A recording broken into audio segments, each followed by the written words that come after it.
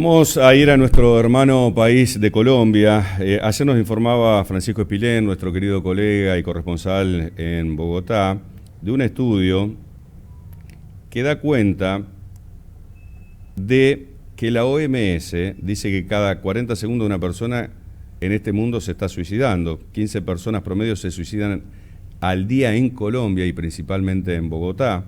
Y que la población que más presenta condiciones de suicidio está entre los 16 y 24 años. Esto produce realmente una alerta de salud mental en todos los jóvenes.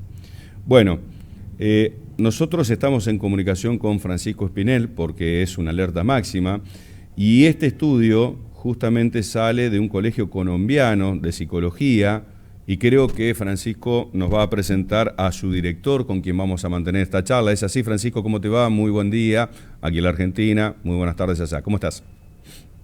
Bien, Horacio, un saludo para todos los que nos siguen en El Explorador. Un abrazo grande. En estos momentos, pues en Bogotá estamos con un cielo un poco gris y con alguna tendencia a lluvias en varias partes de la capital. Pero bueno, Si querés te aquí lo regalo la importante. tormenta que tenemos preelecciones en la Argentina, con una economía quebrada y con los fantásticos superhéroes que dicen que nos van a venir a rescatar. Más, uno se vistió de Batman para ser candidato a intendente en la Argentina. Después te lo mando porque es increíble, así estamos. Pero bueno, Ok, lo del clima es lo que menos nos preocupa acá.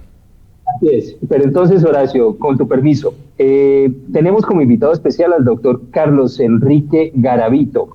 Sin embargo, quería hacer como antesala Por favor. en la introducción, contarles a ustedes que precisamente ayer se lanzó un libro que se llama Orientaciones, ¿no?, metodológicas de la salud mental en los jóvenes, Ujú. de las instituciones de educación superior principalmente. Este es un esfuerzo que hacen entre el Ministerio de Educación, el Politécnico Gran Colombiano como universidad y otras universidades más. El invitado especial que estuvo ayer en ese lanzamiento fue el doctor Garavito, por eso me lo traje hoy, me lo robé y le dije, doctor, usted tiene que acompañarme a mí para poderle contar ese panorama tan preocupante que Bueno, presentó ayer vamos a con el robarlo tema. un ratito y después lo devolvemos. No, no queremos que el doctor nos haga una demanda, por favor. Carlos Garavito, doctor, ¿cómo le va? Muy buenas tardes. Gracias por este contacto. ¿Cómo está? Buenas tardes, muchas gracias por la invitación. Y bueno, Francisco, yo pienso que en este punto y todos los que nos están escuchando, es importante sensibilizar a la población en términos de lo que representa la salud y la enfermedad mental. Sí, Evidentemente, tal cual como lo es así. 15 personas promedio se suicidan al día en el país colombiano. Sí, de hecho la estadística, pues es una estadística que todos los días varía, pero podemos decir que existe un promedio en este punto de 15 personas aproximadamente al día que se suicidan en Colombia, mayoritariamente en las ciudades grandes, particularmente en Bogotá, que es la ciudad capital en este punto. Pero más allá de esta cifra, yo me voy a colocar en una cifra más alarmante aún, y es que la Organización Mundial de la Salud, tal cual como nos indicaban al comienzo, tiene una cifra que es terrible y es que cada 40 segundos en el mundo hay una persona que se está quitando la vida. Y eso es algo que en este punto nos tiene que llamar la atención y tiene que ser una condición que nos genere sensibilidad, humanismo y alerta a nivel social y a los cuerpos de salud. Eso es una realidad muy difícil en este momento. Y lo problemático de Ok. esto es que la mayoría es en jóvenes, ¿no? Sí, claro, mire, nosotros hemos visto un cambio epidemiológico muy grave en términos de enfermedad mental. Anteriormente, le estoy hablando hace 5 o 8 años atrás, la población de riesgo probablemente éramos la población que éramos adultos intermedios, población entre los 35 y 50 años, que probablemente en este punto teníamos mayores condiciones de riesgo en salud mental.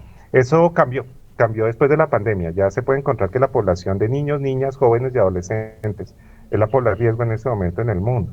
Sí, podemos extender, Francisco dijo al inicio, entre los 14 y 24 años, 16, 24, yo me atrevería a llevarlo un poquito más atrás. O sea, por ejemplo, pensar en poblaciones de los 6, 7 años en Ujú. adelante hasta aproximadamente los 24 años, cada uno con diferentes niveles de riesgo. Evidentemente no es el nivel de riesgo, pero sí encontramos unos datos que nos alarman en términos de lo que representa la salud mental de la población joven. Estamos viendo, por ejemplo, que hay una tendencia a la autolesión, ¿sí? Lo que se entiende como cutting, que las personas se cortan en este punto los brazos, las pantorrillas, como una forma de responder al estrés y a la ansiedad. Y esto lo estamos viendo mayoritariamente, no solamente en Colombia, en el mundo. con población joven. Y eso es un llamado de atención importante, porque lo que mencionaba ayer, la población joven va a crecer. ¿Qué tipo de adultos vamos a tener?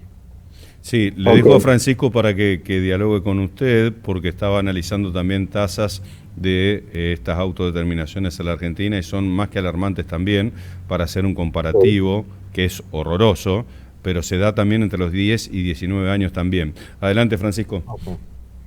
Bueno, Horacio, pero yo algo que también le oía al doctor Garavito ayer, tú sabes, él es director del Colegio Colombiano de Psicólogos. Coordinador de la Comisión Nacional de Política Pública. Ok, coordinador de la Comisión Nacional de Política Pública, más que importante y más que pertinente, ¿Qué te parece? obviamente para este análisis que estamos haciendo, pero él hablaba puntualmente de algo muy importante, es que hace falta, es decir, Colombia principalmente adolece, ¿sí?, de estudios serios, pero más que de estudios serios, de programas serios de atención a los jóvenes en temas de salud mental. ¿Usted puede ampliarnos un poquito esto, doctor Garavito? Acá tenemos una problemática que es muy delicada y es la desarticulación que tenemos a nivel institucional, ¿sí? Cada cual en busca de hacer lo mejor que puede, está tratando de hacer cosas, pero este problema es un problema sistémico. O sea, si no hay una articulación entre la academia, las entidades educativas, los desarrolladores de ciencia, tecnología, el mismo Estado, las entidades prestadoras de salud, los profesionales, esto va a ser una problemática que va a seguir creciendo. Mire, en la medida en que no haya una conciencia social de la enfermedad mental, en la medida en que no haya una forma en la cual la misma gente sea corresponsable de la salud mental, esto es una batalla perdida. Yo ayer le estaba mencionando algo que nos preocupa muchísimo, y es que pues la epidemiología se traduce en números, ¿no? Y acá hay un punto, y es que estamos evidenciando que el número de casos sigue ascendiendo, sigue ascendiendo, sigue ascendiendo, sigue ascendiendo, y las capacidades, eso nos lo demostró la pandemia por coronavirus, las capacidades de atención a nivel del sistema de salud. Doctor, ahí volvió, sí. ¿Me escucha, doctor? Pasaría? Ahora sí, lo recuperamos. Adelante, adelante. Lo que le estaba mencionando en este punto es que seguimos evidenciando que las cifras crecen, siguen creciendo, y los sistemas de salud tienen un techo. Yo estaba haciendo la analogía con el tema de las unidades de cuidados intensivos para el coronavirus. Eso tiene un techo, ¿sí? Cuando ya las capacidades se desbordan, pues simplemente no se va a poder atender a la gente. En este punto estamos evidenciando que no hay suficiente recurso humano entrenado, no hay suficientes psicólogos, no hay suficientes psiquiatras a nivel mundial para atender esta necesidad. Y esto nos invita a un hecho, y es generar prevención y promoción, porque si le apostamos a la intervención clínica, esta es una batalla perdida. Ahora, es una guerra que no se va a ganar. ¿Cuáles serían los motivos para esta escalada de autodeterminaciones que se viene dando en Latinoamérica? ¿Cuáles serían los motivos? Estaba leyendo justamente un informe también en la Argentina que hay lamentablemente un suicidio cada 3 horas también en este país, y que va en este año, es un informe de este año, un duro pronóstico, entre jóvenes de 10 a 19 años, es decir, que también como ustedes se da la mayor gravitancia de los adolescentes o jóvenes que recién salen de la adolescencia. 24 dividido 3, y estamos hablando, no te digo 15, pero estamos prácticamente en la mitad de la tasa de ustedes. Algo está pasando, tiene que ver con la droga, tiene que ver con el alcohol, tiene que ver con la falta de esperanza, la falta de fe, la falta de creencia, el no tener valor de la vida. ¿Cuáles vendrían a ser los motivos que tienen los profesionales que atienden justamente a los jóvenes? Buena pregunta. Excelente, mire. Primero, no hay un solo motivo. Esto no se puede comprender como una relación causa-efecto. O sea, algunos dicen que es la pandemia, pero sí, pues obviamente la pandemia es un evento de alto estrés psicológico, pero no es formalmente la pandemia que haya causado esta circunstancia. Hay una serie de variables que parecieran que son generalizadas a nivel global, que están relacionadas con determinantes sociales de la salud, incluyendo los factores económicos, los factores vinculares, lo que hace referencia a la estructura familiar, la violencia intrafamiliar, las condiciones relacionadas con mensajes que son comunes en redes sociales, que están asociados a autolesión, la educación afectiva de las personas. Es importante en este punto mencionar que nuestros jóvenes se están sobrevinculando, nuestros jóvenes están generando sufrimientos afectivos que no deberían tener porque son jóvenes en este punto. pareciera ser que hay una tendencia a que hay un sufrimiento emocional muy alto, hay baja educación afectiva, hay baja educación en la solución de problemas, en el afrontamiento de problemas. Y esto obviamente hace que las personas cuando afronten una circunstancia de frustración vean una sola salida, morir. Y esto es algo que en este punto es muy delicado, es un tema de pedagogía social. ¿Sí? Enseñarle a los jóvenes cómo afrontar las dificultades, cómo cuidarse afectivamente, emocionalmente. Es necesario tener en cuenta que las redes sociales no nos están ayudando mucho en este punto. Estamos teniendo unos mensajes muy fuertes en términos de lo que representa el éxito social. La exigencia social para nuestros jóvenes es muy alto. La exigencia de belleza, la exigencia de éxito, la exigencia de notoriedad. Eso genera estrés y eso genera unas condiciones muy fuertes. Pero por encima de cualquier cosa yo pienso que lo afectivo, lo vincular y lo familiar no nos están ayudando en este proceso. Aquí y allá, y yo creo que a nivel global, el fenómeno casi podía llegar a ser el mismo. Francisco. Okay. Sí, algo que también me llamó muchísimo la atención, esa intervención del doctor Garavito, que dijera que esto va en ascenso, ¿de acuerdo? Y está en una escalada cada vez muchísimo más grande. Pero usted lo del año 2050, un año donde realmente podríamos tener unos indicadores, podríamos decir, es decir, ¿qué significa esto? Que nosotros en estos momentos no sabemos realmente cuál es el nivel de que está teniendo el problema de salud mental. No, mire, acá hay varios estudios que se han presentado en términos epidemiológicos a nivel mundial. Los más prudentes dicen que más o menos en 10 años vamos a estar en una circunstancia de curva final de ascenso, o sea, 2034-2035. Los más pesimistas dicen 2040, 15 años de incremento de casos. Si no pasa nada, o sea, yo hago la claridad en ese punto, si no hay una guerra que nos ataque a todos, si no hay otra pandemia, si no pasa nada en este punto.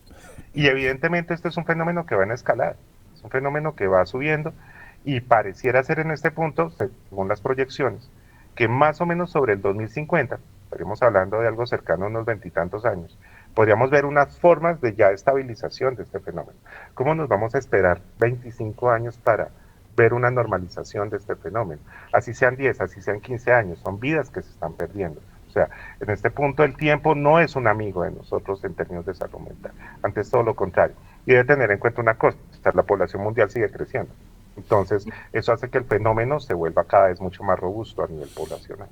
Sí, me quedo pensando también en los genios craniotecas a las sombras del nuevo orden, que entre pandemias y la población mundial que sigue escalando, nada viene mal, ¿no es cierto? Guerras, suicidios, condiciones climáticas que nos estamos friendo todos, lo está diciendo la NASA, lo dice todo el mundo, 60 grados en España, en el suelo, y parece que todo siga y siga con las condiciones de producción.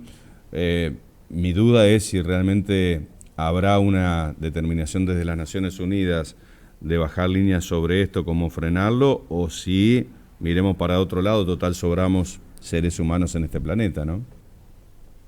Yo pienso que de manera independiente a la demografía, o sea, la cantidad de gente, nosotros no podemos... A ver, discúlpeme, doctor, es tal vez un análisis muy apocalíptico el que estoy tirando, pero claramente si no hay batallas muy fuertes con lo que se viene dando, es porque no hay interés de fondo en solucionarlo, ¿no?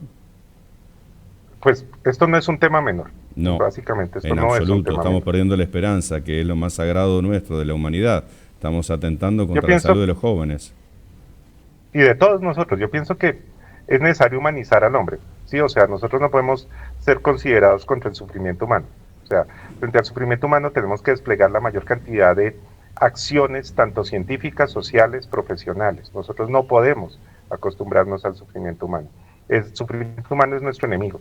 Y en este punto tenemos que desplegar las condiciones necesarias para hacer que el sufrimiento psicológico de las personas disminuya. ¿Sí? Eso es algo que es un compromiso mundial. La Organización Panamericana de la Salud lo tiene muy claro, en sus últimos documentos lo deja muy claro en este punto. La Organización Mundial de la Salud también. Evidentemente las asociaciones profesionales, los colegios de psicólogos, los colegios de psiquiatras, la Asociación Psiquiátrica Americana, todos tenemos claro en este punto que está pasando una circunstancia muy delicada. ¿Y estos guarismos en Colombia son los que son más altos de la región? O sea, Argentina tendría Claro. más o menos un promedio de 8 por día. Ustedes tienen 15. ¿Cómo está el resto de la región? El resto de la región no está bien, el mundo no está No, el bien mundo no en está nada términos bien, de datos. claramente. Sí, y además debe tener en cuenta una cosa, esas son las cifras registradas. Y en el suicidio ese tema es un poco más complejo de hacerle una trazabilidad tan precisa en términos del número de casos reales. Pero hablemos de otra cosa, hablemos de depresión, hablemos de ansiedad. No necesariamente las personas que sufren de depresión levantan la mano y dicen yo tengo depresión o los diagnostican.